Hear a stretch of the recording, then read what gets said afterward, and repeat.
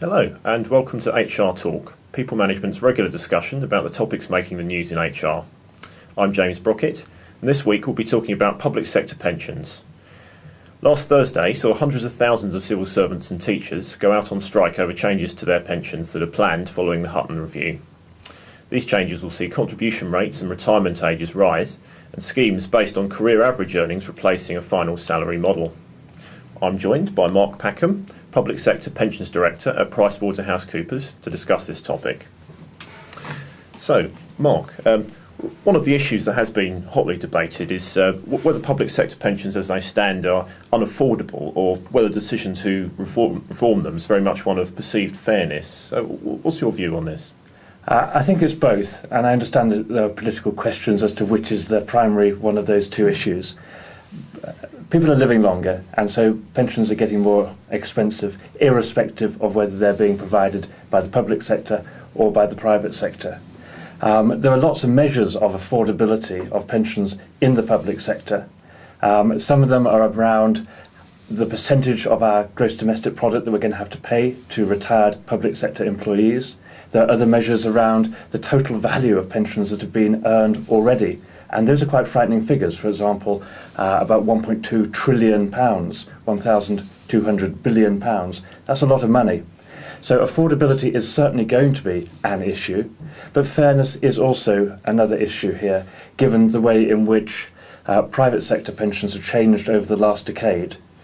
So in answer to your question, I think it's both. Government argues that even after the changes come in, the resulting pensions will still represent a good deal compared to the private sector. Do the figures support this? They do. There have been, in the past, very good private sector pensions that have been a defined benefit, typically final salary or career average in nature. But increasingly, private sector pensions are defined contribution. If you think about the amount of pension that you get from a defined contribution pension arrangement in the private sector, you'd probably need to put aside between 15% and 40% of your pay to build back to the sort of pension that you get in the public sector. Of course, it does vary between the different public sector pension schemes as to quite how generous they are, and the amount of money that you need to put aside to replicate them if you're in the private sector will be greater if you're older and less if you're younger. So the statistics around the cost of pensions are really quite difficult to understand. The union response to pension reform has been strong across the board, but are there significant differences between the schemes? Civil servants and local government workers, for example, will they all be equally affected by the Lord Hutton's medicine, or could they be treated differently? There are some quite significant differences between the schemes.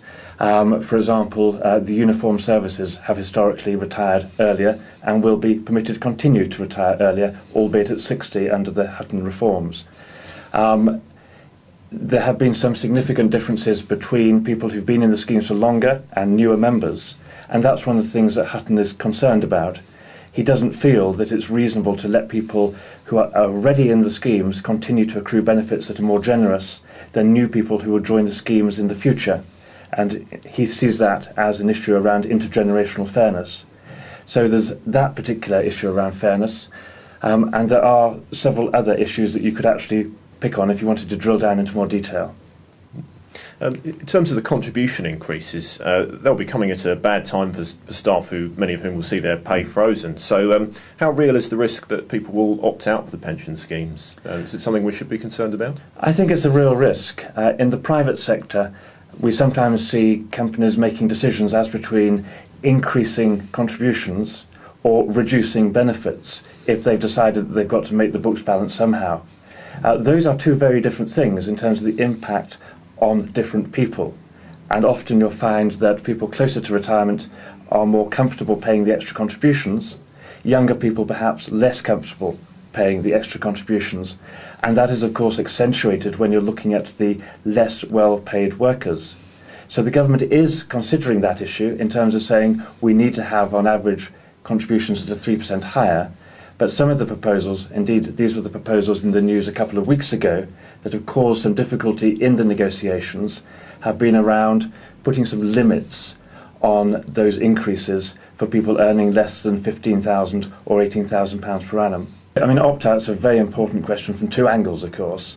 If we don't get people in pension schemes, then they don't get the benefits when they retire. But there's also the government angle on this, and that is that if a lot of people do opt out, then they don't actually get the contributions that they need to help sort the deficit out. So do you think overall these reforms will fix the system for many years, or given that we're all living longer, will we be revisiting these issues in a decade's time? Provided we get the negotiations right over the next few months, I think this could fix it for a very long time.